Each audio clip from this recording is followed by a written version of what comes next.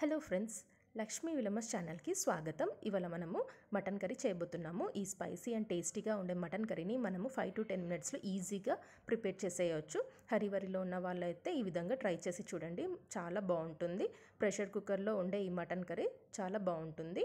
దీనికి కావాల్సిన ఇంగ్రీడియంట్స్: ముందుగా మనము మటన్ 1/2 kg తీసుకొని ఉప్పు, పసుపు, ఇంకా కొన్ని ఆనియన్స్ వేసి బాగా కడుక్కోవాలి. తర్వాత ఒక మిక్సింగ్ బౌల్ తీసుకోవాలి. అందులో ఇందాక మనము కడిగి పెట్టుకున్న మటన్ని వేసుకోవాలి. మనము పసుపు ఇంకా ఉప్పు కలిపి వాష్ చేసుకుంటే మనకి నీ స్మెల్ అనేది ఉండదు. ఏ నాన్ వెజ్ తెచ్చుకున్నా మనము మటన్, చికెన్ ఏది తెచ్చుకున్నా ఇలానే కడగాలి. కర్డ్ ఒక 1 స్పూన్ వేసుకోవాలి, లేదా 1 కప్ వేసుకోవాలి. అల్లం వెల్లిగడ్డ పేస్ట్ ఒక టేబుల్ స్పూన్ వేసుకోవాలి.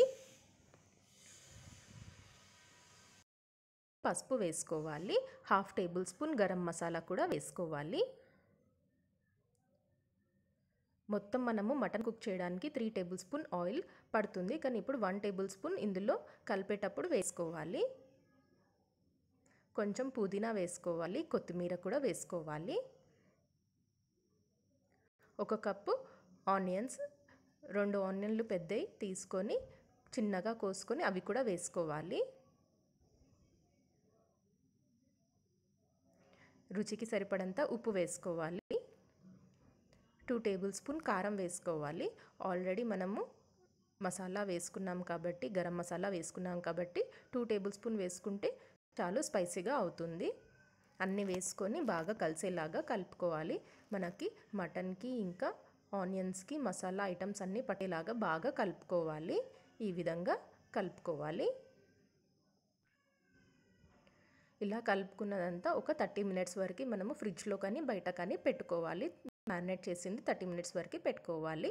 ఇప్పుడు ఒక కుక్కర్ విజిల్ తీసుకొని, ఇందాక మనము ఆల్రెడీ 1 టేబుల్ స్పూన్ ఆయిల్ వేసుకున్నాం కదా, ఇప్పుడు మిగిలిన 2 టేబుల్ స్పూన్ ఇక్కడ కుక్కర్ విజిల్లో వేసుకొని హీట్ చేసుకోవాలి. ఆయిల్ హీట్ అయ్యాక ఇందులో మసాలా ఐటమ్స్ వేసుకోవాలి. సాజీరా, చెక్క, లవంగాలు, ఇలాచి. జనరల్గా మనము ఏది చేసినా బగారా బిర్యానీలోకి ఇవి వాడుతుంటాము. ఇవి మనం వేసుకోవాలి. దీని తర్వాత ఇప్పుడు మనము 30 మినిట్స్ వరకు మ్యారినేట్ చేసి పెట్టుకున్నాం కదా మటన్ని, అది వేసుకోవాలి. ఆల్రెడీ అన్ని దాంట్లోనే కలిపాం కాబట్టి మళ్ళీ ఏమీ వేయాల్సిన అవసరం లేదు. ఆయిల్ హీట్ అయ్యాక మనం మసాలా ఐటమ్స్ వేసుకున్నాక ఇవి వేసేసుకోవాలి. ఇలా అంతా వేసుకొని మంచిగా కలిసేలాగా బాగా కలపాలి. ఆయిల్ అంతా మటన్ ముక్కలకి ఇంకా ఆనియన్స్కి అంతా ఆయిల్లో ఫ్రై చేసుకోవాలి. స్టవ్ లో ఫ్లేమ్లో పెట్టుకొని ఒకసారి బాగా అంతా కలుపుకోవాలి.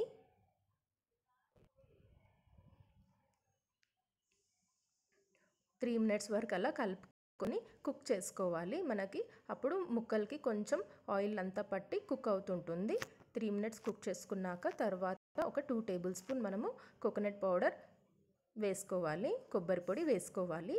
కొబ్బరి పొడి మనం ఇంట్లోనే ఏ విధంగా తయారు చేయొచ్చో నేను రెసిపీ చేశాను, మీకు ఆ వీడియో లింక్ డిస్క్రిప్షన్లో షేర్ చేస్తాను, చూడండి.